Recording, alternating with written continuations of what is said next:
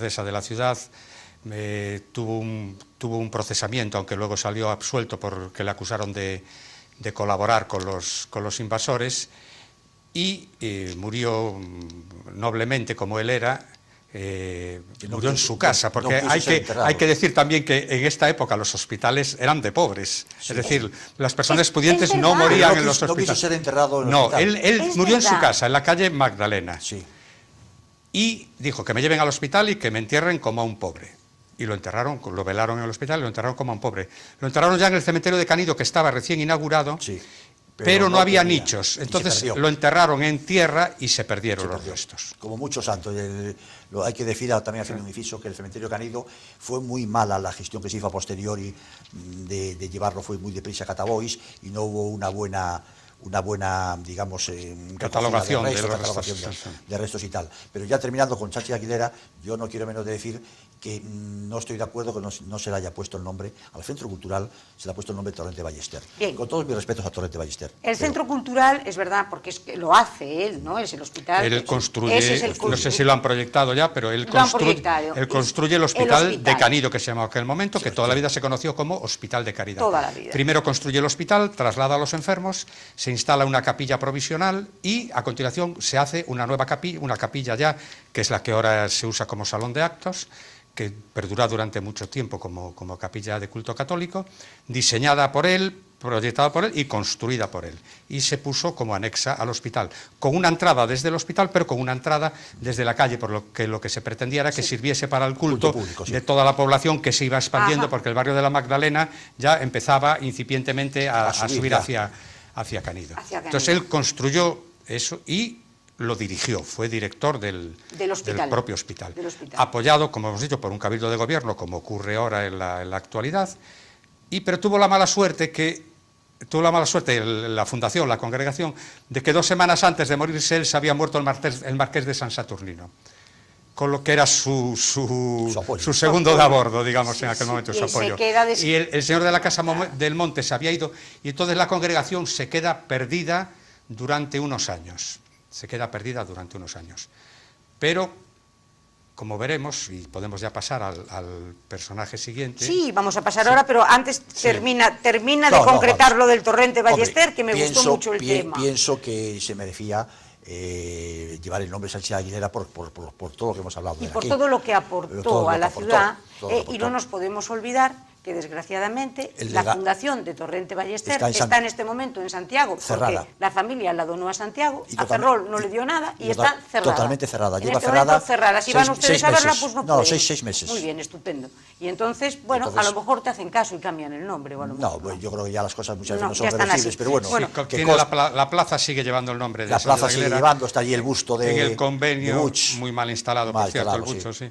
Y en el convenio de cesión del edificio al ayuntamiento consta que las calles que bordean el hospital, que han quedado ahora liberadas, aunque están aún sin urbanizar, que llevarán nombres que le dé la propia fundación, que le dé el propio hospital. Entonces, en su momento, cuando esté urbanizado, se hará una propuesta que haremos el Cabildo de Gobierno nuestro al ayuntamiento para darle nombres de personas que van a salir de estos de los que vamos a hablar, evidentemente. Muy bien. Entonces ya dejamos al señor Sánchez Aguilera por un lado y nos vamos a centrar en Fernández Varela y Buceta. ¿Qué tal? ¿Quiénes son los señores Fernández Varela, que creo que es sacerdote, y Buceta? Contarnos, ¿quién empieza? Bueno, yo creo que empezar a hablar Alberto. Buceta, que es el hombre que... Buceta se hace cargo de la fundación, de la congregación, pero Fernández Varela le apoya. ¿Quién era Fernández Varela? Fernández Varela era un canónigo que nació en Ferrol de casualidad, porque su padre era capitán de corbeta de la Armada. La Pobla de Caramiñal. Vivía en la Pobla de Caramiñal, pero su madre vino a ver a su padre, se le adelantó el parto y dio a luz en Ferrol. Y todos los de la Puebla están muy enfadados, dicen que no, que él es de la Puebla, que no es de... él es de Ferrol, de derechos de Ferrol. Aquí nació y le cogió un gran cariño a Ferrol, como a la Puebla también. Allí hizo varios edificios, tiene su escudo de armas, creo que es en el instituto de allí, de la Puebla, le apoyó muchísimo. Como luego nos contará Juan, hizo muchísimas cosas por toda España. Bien. Y este señor era el comisario general de la Cruzada. ¿Cuál era el puesto? ¿Cuál era la misión de este hombre? Bueno, pues el Vaticano asignaba unos fondos a ciertas naciones para defender la fe católica. Ahí lo tenemos, me parece que es, ¿no? Yo creo que sí. Ese es Manuel Fernández Varela. Ese es Manuel Fernández. El cuadro que hay en el Sí, hospital. sí. de Este Navidad. lo tenemos nosotros en el hospital, es de la escuela de Vicente López, Un gran cuadro, magnífico. de la escuela, Magnífico. porque había dudas de si Dudas, era sí. del propio. Parece ser que no, que el original está en el Madrid, ¿no? en el Centro de Bellas Artes de Madrid y otra copia En del Santiago también, ¿no? en Pontevedra. Pontevedra. En el, Ah, museo, Pontevedra. en el Museo de Pontevedra. Museo de Pontevedra. Hay 3 que son exactamente iguales, pero este parece ser que es de un discípulo de él, aunque su mano probablemente que haya retocado. Pues era un hombre que defendía la fe católica en España, y una de las maneras que él vio de ayudar a esta fe católica fue promocionar esta serie de centros, y concretamente el hospital. Le dio fuertes sumas de dinero, están documentadas las cantidades que le ha dado, con todos sus recibos y perfectamente documentados. Y él era el hermano mayor, pero era el hermano mayor, digamos... Bueno, era ejecutivo él. Lo que pasa sí, es que pero él era- delegó en Buceta. O sea, Buceta... bueno, no, el ejecutivo era Bujeta, Claro, a Buceta dijeron, bueno, inventaron la palabra Sí. teniente de hermano mayor, que Por no res- existía, por porque respeto- había el hermano mayor y conciliarios. Por respeto a Fernández Varela. Por pero respeto a él- Fernández él- Varela. Entonces, Fernández Varela, hermano mayor, y Buceta, teniente de hermano mayor. Y Buceta era un militar ferrolano muy prestigioso, que estuvo en 1000 combates y en 1000 batallas, perdió un brazo. Incluso en la época de los franceses, cuando Estuvo- atacaron, los ingleses, cuando atacaron aquí, Estuvo por ahí en debió perder el Alto brazo. de Brión, en fin, tiene un currículum La militar historia- importante. No tenía dinero, pero consiguió que Fernández Varela le apoyase. Y entonces Buceta administraba, Fernández Varela aportaba caudales, y el hospital entró en una fase de franca mejoría. Pero hicieron una cosa muy importante también, que fue la escuela para niñas pobres que había creado Queipo de Llano. Queipo de Llano, los niños estaban más o menos escolarizados en Ferrol, pero las niñas no. Ajá. Entonces Queipo de Llano creó la escuela de niñas pobres. Y Fernández Varela y Buceta consiguieron que se instalase en los bajos del hospital. Cedieron un espacio y allí se instaló. Primero atendidas por unas religiosas, y después, cuando las religiosas se fueron, pasaron a ser regidas por maestras de Ferrol, maestras que hubo muy prestigiosas, que después mantuvieron la escuela durante muchos años. Hay un trabajo muy interesante de Conchita Perales que habla de este tema y es muy interesante. Llegaron a haber 200 niñas de 6 a 13 años, o sea, sería como el equivalente de la EGB actual. Y me estás hablando del siglo XVIII.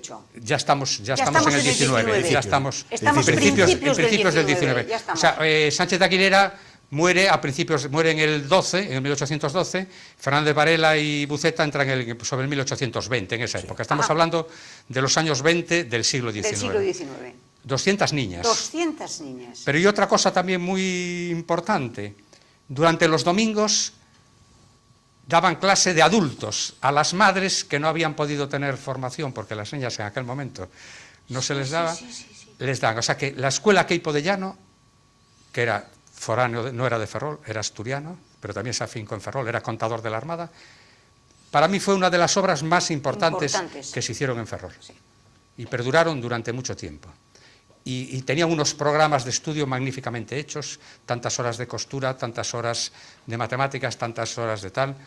Tenían un régimen disciplinario muy severo, está documentado, pues que castigaban a las niñas a la que se portaba la falta muy grave, la llevaban al depósito de cadáveres del hospital. ¿Cómo castigo? Sí, sí, Caramba, o sea que... Es así, la historia es así. Bien. Era la falta muy grave, el clásico castigo de ponte de rodillas, mira para la pared, pero al depósito. al caso muy grave, al depósito de cadáveres. Allí se forjaba la gente, ¿eh? Caramba. Bien, buena forja.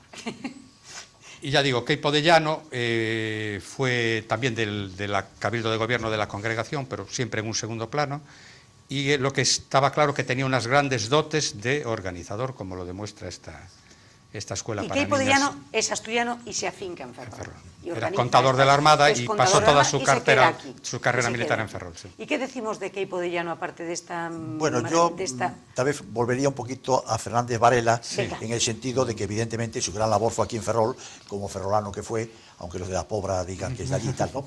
Pero evidentemente este hombre, ya dijo Alberto que era un hombre de muchos posibles, estaba destinado, o sea, fue deán de Lugo, fue párroco de varios sitios, pero llegó a Madrid y en Madrid ya se afincó, llegó a ser incluso consejero del reino. Pero allí en Madrid, sobre todo lo que fue un mecenas, ya en el sentido, estamos hablando de protector, sí. en este era mecenas. Mecenas fue un protector de literatos y de músicos. Por ejemplo, el Stabat Mater de Rossini fue dedicado a él por Rossini, que lo protegió, pero protegió pues, a otros escritores como a Galdós o como a Espronceda.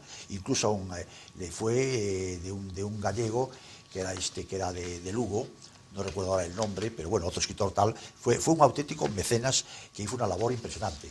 Y como anécdota, hay dos de él, de una hablará luego Alberto, que es las famosas reliquias, que luego hablas tú de ellas, pero también que es él tenía era muy famosa sus tertulias en Madrid, donde iba muchísima gente, ya digo, desde Pérez Galdós a Espronceda y toda la gente iba allí.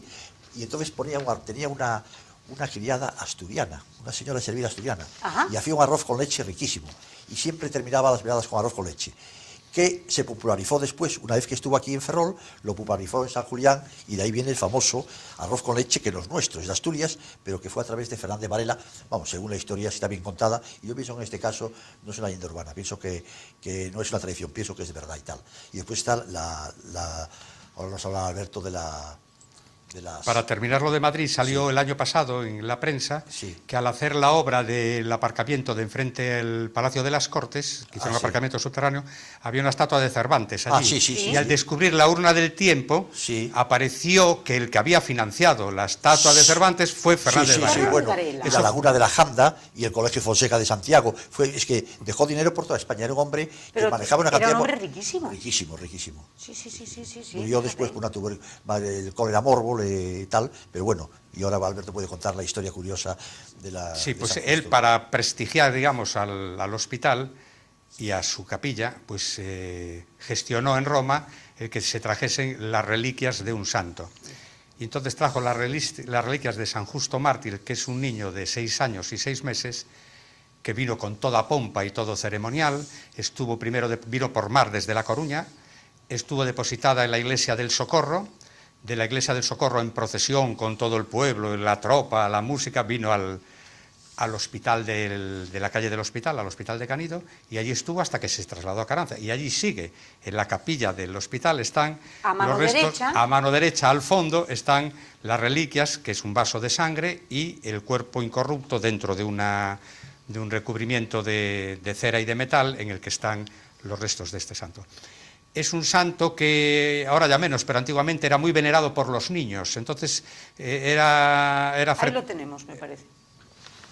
Esta es su ubicación actual. Entrando en la capilla del Hospital a mano General, derecha al fondo. A mano derecha al fondo. No se lo pierdan ustedes porque merece la pena. Sí, y bueno, y curiosamente, hace 2 años me escribió una carta un italiano y me mandó una estampa de San Justo, redactada en italiano, con una plegaria, con una oración, y delante ponía reliquias y cuerpo de San Justo en italiano, que se venera en la capilla del Hospital de la Caridad del Ferrol, La Coruña, Espagna. Fíjate. Sí. Entonces hicimos nosotros ya, ahora tenemos ya también unos recuerdos, unas estampas.